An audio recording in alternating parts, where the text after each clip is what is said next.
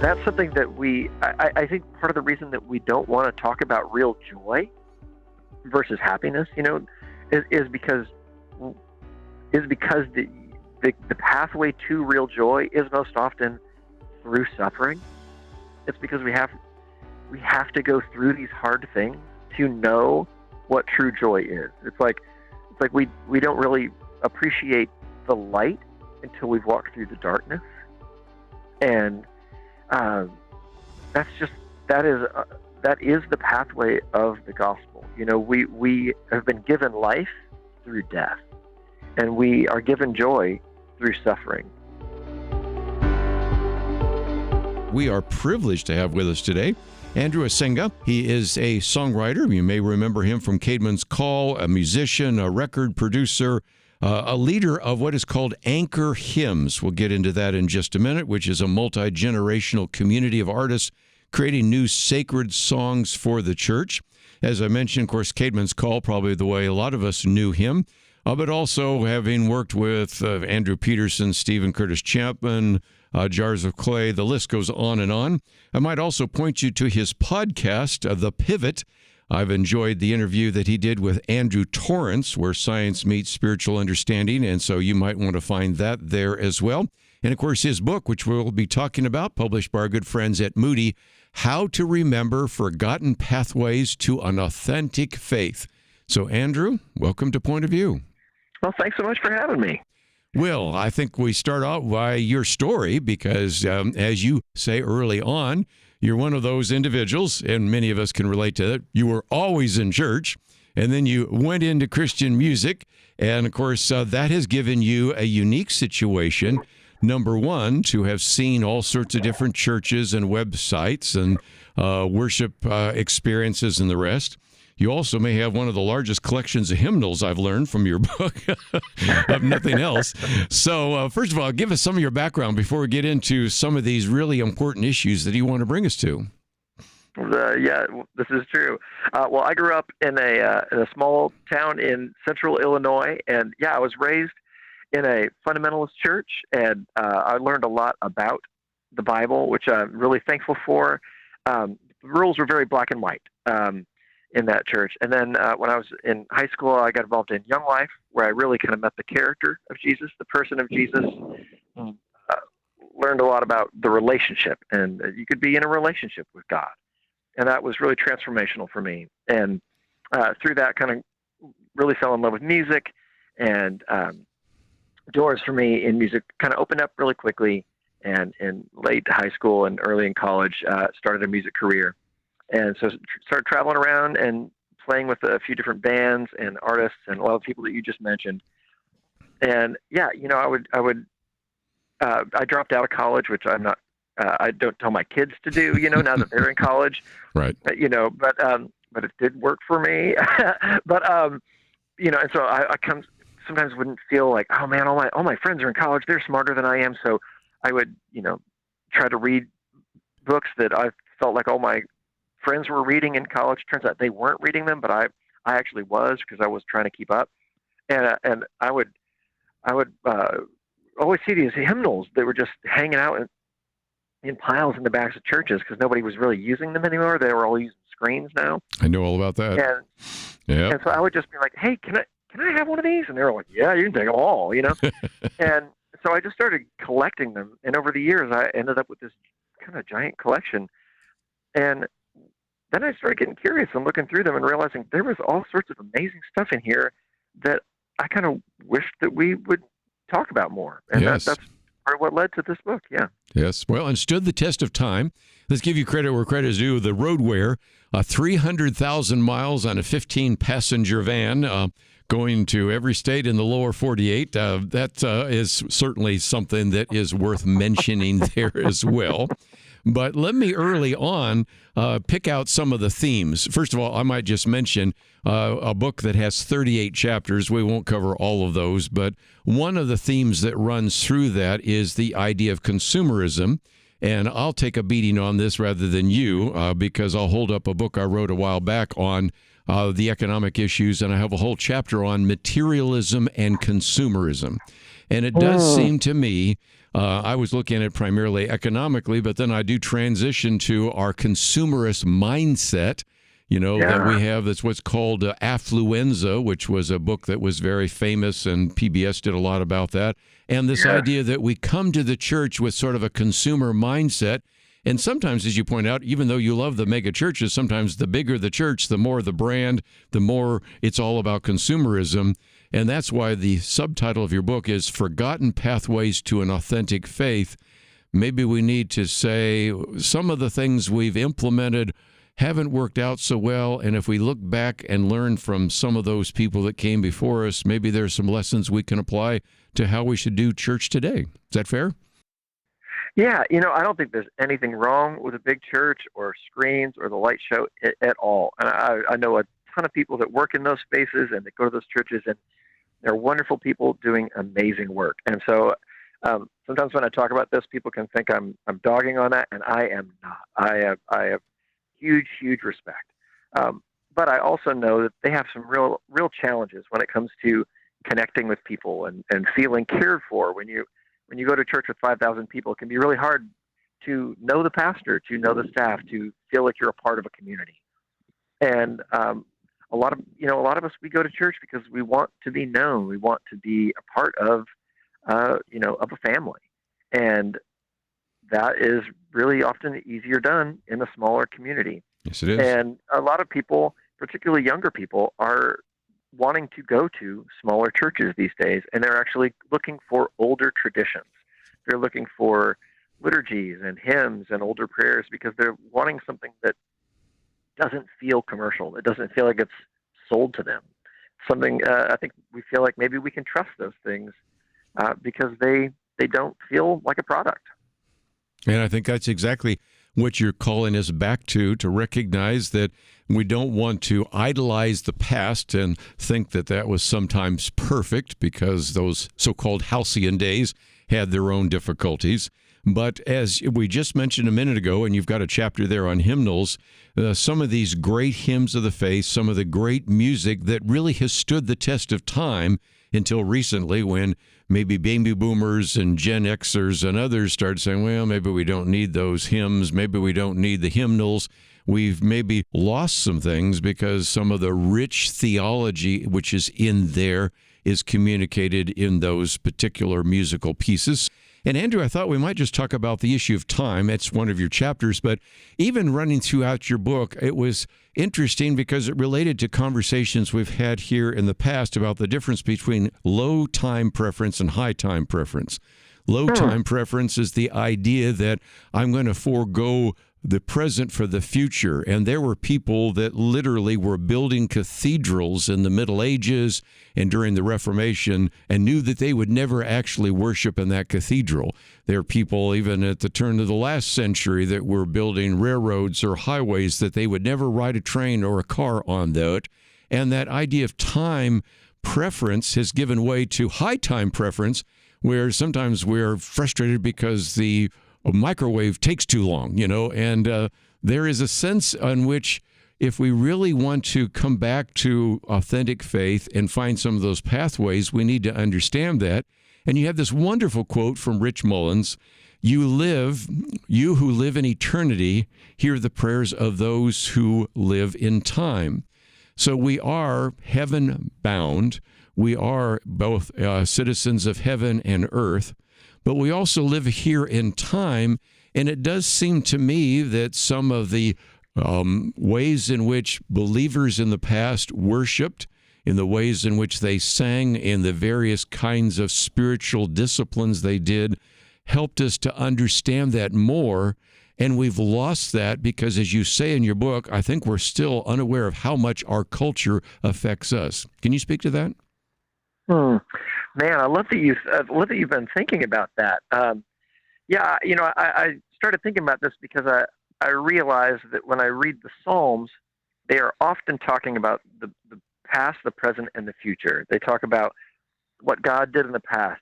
God split the seas, and He gave the Israelites food in the desert, the manna in the desert, and they talk about how God is leading them to the promised land and talk the future of heaven, as well as God is with us right now. And often in the Psalms, they're questioning God, where are you right now? And the answer is often, well, you were there in the past, and we believe you will be there in the future. But where are you, and even when you're questioning, where are you right now? And I was thinking about that in light of when I stand in church today. Often our songs today are almost always in the present tense. Yes. They're always about how God makes me feel right now. And there's nothing wrong with that.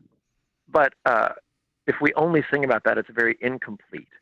It can be very fleeting. And it's really important to know where we have been and where we are going to understand where we are right now, especially when we have doubts and when we have questions.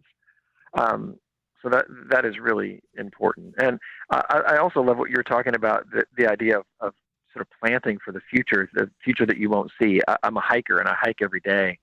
And I've been thinking about that more and more, that most of the trees that I spend my time with were planted by people who will never, ever see them. And so I started doing that in my own life and in my own yard, planting trees that I know are going to grow for the people who will live here the generation after me.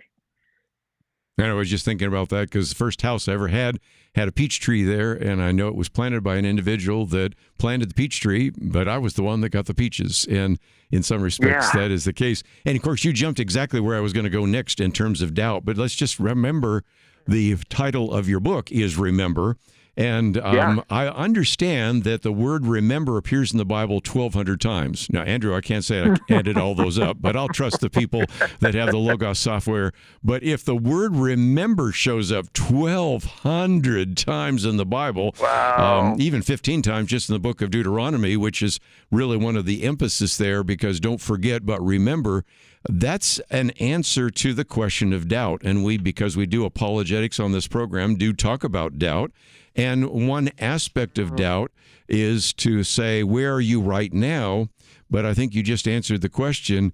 Maybe I don't see you or feel you right now, God, but I can remember when you were there in the past. Is that fair? Absolutely. I mean, we all have moments like that, have had moments like that. We'll have them again. That is such a natural human place to be. And I love that the Bible shows us characters who doubt all throughout the Bible, the Old Testament, the New Testament. Jesus' own dear friends are doubters. And it lets us know that when we have doubts, that doesn't mean that we can't be in relationship with God. Doesn't mean we can't still, be people who are in community with the church. It doesn't mean we're not still following Jesus. It just means, we got questions. We are human people who don't know how this all works, who have feelings and have questions. That's just a natural part of being human. And Jesus expects that. He knows that's part of the journey. And it's not shocking to him or scary to him. And what he asks is not that we, squash that down and ignore it and put on a brave face. He asks that we bring that doubt to him and be honest about it. Well said. Well, let me just, if we could, maybe focus on a couple of other chapters, joy and peace. And again, I think that there is an issue, Andrew, that in this fast-paced, frenetic cycle, and again, you hike every day. I walk twice a day. My wife walks me twice a day, just like walking a dog. But nevertheless, we do that so that in some respects we can slow down the pace. And there is so much, our cell phones certainly do that, just the busyness of our world does that. And I see that people are running, but there's very little joy, very little peace. And that was not what was intended for Christians, right? Oh, man. You're so right. And, I think our culture has confused joy and happiness. I think we chase happiness. We chase things we can, we talked about consumerism earlier. We chase these things that we can buy. And, particularly we chase these dopamine hits of, what we can see when we scroll on our phone and just like the constant refresh of the scroll, and we forget that joy is a much deeper thing. We can be joyful even when we're sad. We can be joyful when we're hurting, and joy is a posture of the heart, and it's a matter of a confidence in who we are and whose we are, rather than sort of a fleeting emotion of our circumstances. And again, one of the things you begin every one of the chapters with a song or poem, something like that, is from Charles Wesley about love divine, all loves excelling, joy of heaven to earth come down. One of the things that we have been focusing on is, matter of fact, our next issue that is just coming out now for December of the Outlook magazine is on revival. And of course, one of those revivals came from George Whitefield, who went to school with John Wesley and Charles Wesley. And you start thinking about the connections both in England and in the United States, and you think about the importance of revival, the importance of faithfulness, which is another one of your chapters. And it does seem to me that all comes together, and sometimes we can be reminded of that sometimes when we go back to some of those great hymns written by those great hymnologists. Yeah. Well, and you know what's interesting is that when you look at their life stories, like those people all had such massive, massive impacts on church history, right? Like yes. Huge impacts. Their stories were pretty hard. Like they went through really, really hard things. Mm-hmm. And when we look at the stories of truly impactful people and truly joyful people, one of the most common threads you're going to see is suffering. Yeah. And that's something that I think part of the reason that we don't want to talk about real joy versus happiness, is because the pathway to real joy is most often through suffering. It's because we have to go through these hard things to know what true joy is. It's like we don't really appreciate the light until we've walked through the darkness, and that is the pathway of the gospel. We have been given life through death, and we are given joy through suffering. Jesus is introduced to us as a man of suffering, right? And that is how we are given joy, and that is how these guys who were so impactful changed the world. Hey there, Megan Kitchen here, creator of the Highlights podcast. Sorry to interrupt, but I would like to ask a small favor if I could. If you appreciate anything about today's episode or it enhances your own point of view, would you please let us know? You can do it easily by sending an email to podcastcomments@pointofview.net. When you email us your feedback, it helps me to create more episodes based on topics that help you and your friends discern a biblical perspective on the world. So, penny for your thoughts?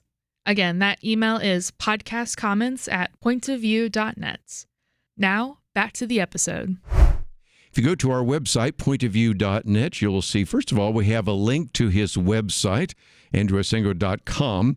And there's a lot, Andrew, there where people can follow you and learn a little bit more, listen to even some of your music, as well as, of course, there's a place where people can learn about your book and how to begin to understand some of the issues that we're talking about. And, of course, they can order it there. Of course, we also have a link so that people can find it. They might be able to find it in a local bookstore. It's been out now about a month or so, but if you are trying to find it, can't, you can get it in paperback or Kindle. And that information is there. And anything else on your website we might point people to? Oh, well, I've got a Substack where Yes. I write just about every week about sort of faith and culture and art and music, all sorts of stuff. Yeah. Well, and I would recommend your podcast, too. And I think you redid your podcast, if I remember right. So, matter of fact, let me just say for a second, I enjoyed the conversation you had with Andrew Torrance, and an individual. There's a bright individual, right? Pretty, oh my gosh, that guy's brilliant! Holy cow! Yes, but it was interesting as two intellectual guys interacting. If I can summarize one part of the interview, which is a wide-ranging interview. I mean, how many people say my interviews are wide-ranging, but I mean, one minute you're talking about Soren Kierkegaard or Karl Barth, the next minute you're talking about surfing, next minute you're talking about music, next minute you're talking about personhood. But if there is a summary, it relates to your book, and that is, he says, we'd be a lot better if we would just go back and look at Jesus. There are sometimes when our denominational barriers and even walls, sometimes our worship wars and things of that have kept us from really seeing the clear gospel, don't you think? Yeah. Oh, that is so true. That is so true. I thought he did such an excellent job of just sort of summarizing that. He's a Scottish professor of science and technology and theology, which was it's just like, oh my gosh, you are so smart about so many things. And he surfs every day off the coast of Scotland, which just sounds funny? Like the coolest thing on earth. And he's just lurking too. It's like, it's unfair that you could do all those things at once. But yeah, to have done all that study and learned all these things and looked all those different places, and at the end, it all comes back to the person of Jesus, and sort of looked under all these rocks, and that's what you find is, it comes back to this person and what he teaches and who he is, and that's sort of what it's all about. Well, let's, if we can, just pick out a few other chapters. One of those, which I thought was very interesting, was righteousness and justice. And you've already heard me mention that, of course, we have an article coming out, actually a whole magazine coming out on revival. And yet I've been struck by the fact that sometimes we have spiritual experiences, but it doesn't really make a difference in the world. I mean, we had a first great awakening, a second great awakening. Slavery remained legal through both, although I'll give partial credit to the second great awakening, which at least spawned the abolition movement. And here you're again talking about the fact that, we can be singing and we can be praising the Lord, but we also need to, as you say, deal with righteousness, justice, trust, and judgment. Those are words we don't hear as often in a particular sermon, and yet you focus some time and attention on that in your book. Yeah, well, that's a thing that I started to recognize when I was looking through all these old hymnals and saw that they are full of songs that talk about righteousness and justice, and we do not sing those songs a lot in our church. I think that's language that we are uncomfortable with. I am uncomfortable with it. I will be fully honest about that. I'm uncomfortable with that language. I'm touchy-feely. I'm a dad of daughters. I like hugs and words, and that our culture does not like that kind of black and white thinking, which is what it can feel like, right? But when you start looking at what that really means in light of the gospel, like it is not this sort of hellfire, Old Testament, like what we can kind of think of as, God is just throwing everybody into the lake of fire. It's what it is it's God is protecting his people. Mm-hmm. And God is saying, no, there are things that are right and true and good, and there are things that are not. And that when there is evil in the world, we call it out as evil. And we say, no, we have to put a stop to these things that are evil. And we have to protect what is good. We have to protect the innocent people. We have to protect the oppressed. We have to protect those that are marginalized. We have to protect the widows and the orphans. And that, as the Bible tells us, and the immigrant, and all the people, what the Bible tells us over and over and over and over, and the poor. And like, the Bible says that on almost every page, and that's what righteousness and justice looks like, and so the church has always historically sung about that, and we don't to our detriment. Yes, and I'm so glad you included that. And speaking of including, of course, a lot of your book is about suffering, doubt, time, grace, mercy, whatever it might be. But you have a set of honorable mentions in which you say, when I look at the hymnals on my shelf or even Sunday morning, there are some things that aren't really prevalent there. And I thought we might just mention those because you have a section there on the songs of Exodus, the stories of Jesus and the songs of Scripture. And even though that's a relatively short section, I thought we would do justice to mention those, if you will, honorable mentions. Yeah, I mean, there's so many other kinds of hymns I wanted to write about, and I could write 10 more books, but those are ones that I felt particularly called to talk about, particularly songs of Exodus. This is something that I think more and more I want us to be singing about as a culture. I think we can feel really comfortable here as Americans. I've got air conditioning, my car has cruise control, we use airplanes, and we have drive-through and Wi-Fi. And I think sometimes I'm not longing for heaven, and because I'm just pretty comfortable here. I've got aspirin, and there is something about when you look at the Bible and you look at writings from other generations, and you realize that there was this awareness that this existence was not permanent. This is a temporary place. Yes. And that our primary citizenship is not America or Sweden or Mexico or Italy, wherever you are, right? Your primary residence is the kingdom of God. And that changes the way we live. That changes the way we think. It changes the way we treat our neighbor and our enemy.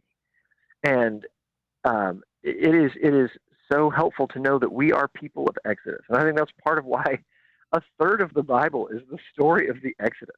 Yes. Because that's what we are. We are people in Exodus. We are people who are on our way home, and we are not there yet. And again, you think about 2 Corinthians 4, where it talks about Paul says, we do not lose heart, because even though we're outwardly wasting away, inward we are being renewed day by day. And these so-called light and momentary troubles are achieving for us an eternal glory that far outweighs them all. And it does seem to me that you really have to be heavenly minded if you're going through the kinds of trials that especially Paul was going through. I mean, when I first read that as a young Christian, and I became a Christian in Berkeley, which isn't exactly the bastion of Christian doctrine or anything like that. I remember reading this and thinking, light and momentary troubles. I mean, there were some pretty difficult things I know people have gone through. And then I started thinking, well, yeah, but Paul was beaten and he was left for dead and he was shipwrecked, and most of the troubles that we have dealt with don't even compare to his. And yet he was saying that because I'm looking to heaven, I would realize that these, from a heavenly point of view, were light and momentary troubles indeed. And of course, this idea of great faith and even this eternal weight of glory, C.S. Lewis writes about it later, but those are some really important principles. Andrew, I thought we might just focus on some of these ancient practices. Some of them involve music and worship. Some of them involve spiritual disciplines. But it does seem to me that, as you said, these are the forgotten pathways. It's time to remember. So what would you recommend that we begin to focus on in this 21st century world that we find ourselves in? Oh, man. Well, that's a great question. Some of the things that have been really helpful for me are just simple things about slowing down, learning how to be quiet in our busy, loud world, learning how to take a walk without AirPods in, without your phone in your pocket, in your hand. Literally leaving your phone at home and walking for 5 minutes can feel insane, but it's really helpful. Having a meal without your phone nearby, and just talking to a friend. Those don't even sound like religious practices. They are totally sacred practices. They help you just focus on the presence of where you are and who you're with. That's a huge thing that allows you to be human. And we've kind of forgotten how to do that sometimes. We're so plugged into our digital lives. Mm-hmm. And then, there are obviously more sort of traditionally sacred practices, things like liturgical prayer, which I get into in the book. And there's all sorts of amazing things from things like the daily office, which are like older forms of prayer, like morning and evening prayer. Mm-hmm. that are these things that people have been doing for hundreds and hundreds of years, which was like praying written prayers, and which is something that I didn't know you could do. I thought that was, I just didn't know that you could pray written prayers just like you can play written music. I always thought that you had to make everything up on the spot, but you can follow along with a prayer like someone has written, a trail guide for you, and that's been a real gift. And you can do that morning and evenings, and these Book of Common Prayer daily office things that people have written for hundreds of years, and that's been a real gift too. Well, and against maybe to the word rhythm, which is, of course, back to the issue of time. If you think about, especially the Old Testament, everything is around a rhythm. First of all, there's a 24 hours. What is that? Well, that's the circulation of the earth. And we have, of course, 4 seasons, and it's a year, 365 years. That's the circle of the earth around the sun. And with the exception of implementing also 6 days of work and a 7th day of rest, Sabbath, most of those rhythms tie you back into creation. And it does seem to me that when you have chapters that you have, for example, on quiet hours, even sacred spaces, obviously we always think of that in terms of a church building, but I have oftentimes, and I'm sure, Andrew, you've seen this as well, some of the most dynamic things that have ever happened are when you take God's word into God's world, and oftentimes at a Christian camp or a retreat, or, of course, even when you're out hiking, sometimes putting those two aspects of God's general revelation with God's specific revelation, God can do a work in your heart. Oh, man. I do that almost every day, just out in the woods. And there's just a little state park near my house, and it's a huge gift. It's a huge, it's been a change and a blessing to start my days that way. And I walk every morning for about an hour around this lake, sometimes with friends, sometimes by myself. And to have a few moments to just pray out there and read the scripture out there has been transformational for me. It's so different to do it out in nature than it is to do it, laying in bed or even sitting on my couch, to just feel the breeze, see a deer. Like, oh my gosh, it's like, oh, this is amazing. It's so wild. I might just mention your last chapter is trees, and you end with happy trails, which I love as well. But let's talk about how people can use this book. You and I could talk for another hour, but you got other things I'm sure to do. But the bottom line is that I think the way you've written this is sort of almost an autobiography, but it's a way in which individuals can go through this.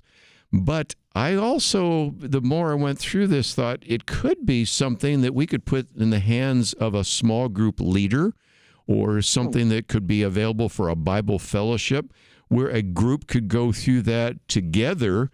38 chapters, you could have it 38 weeks, or you could do maybe a section, because you break some of them into sections. So maybe you'd have people read maybe the first 4 chapters and then the next 7 and something like that. But there's a way in which you could not only go through this individually, but even go through it collectively, don't you think?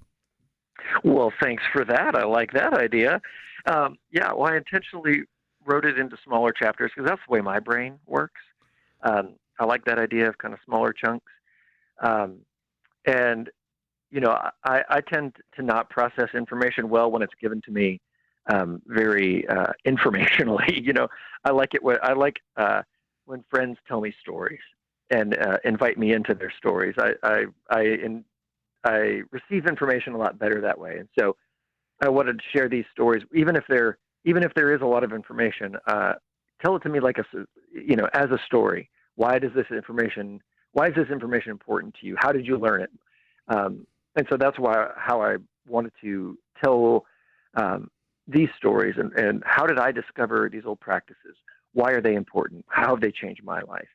I think if groups want to study along with this, and I know a lot of groups are starting to do that, and that's been just a gift to me to see.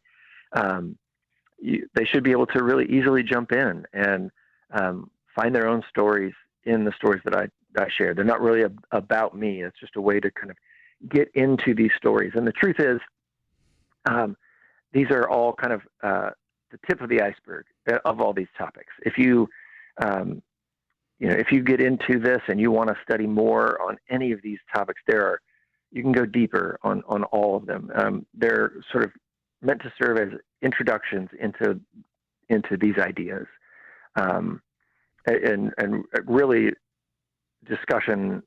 A way to start a discussion. So particularly if you've got a group of people, and if you want to start talking about these ideas, I think this book would be a great way to start a small group discussion on any of these topics, for sure.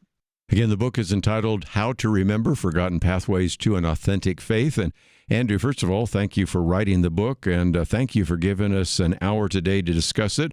We have a link to your social media, we have a link to your website, and we have information about the book. In case people can't find it in the local bookstore, they can order it there. So thank you for joining us today here on Point of View.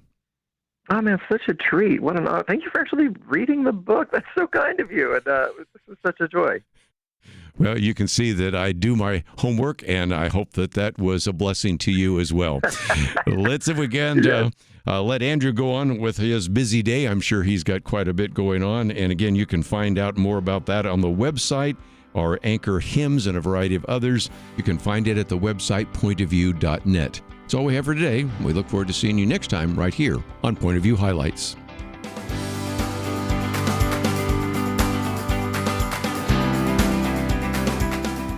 Thanks so much for listening to today's Point of View Highlights. I'm Liberty McCarter, host of the Know Why podcast, a weekly podcast for young adults who want to know why they believe what they believe.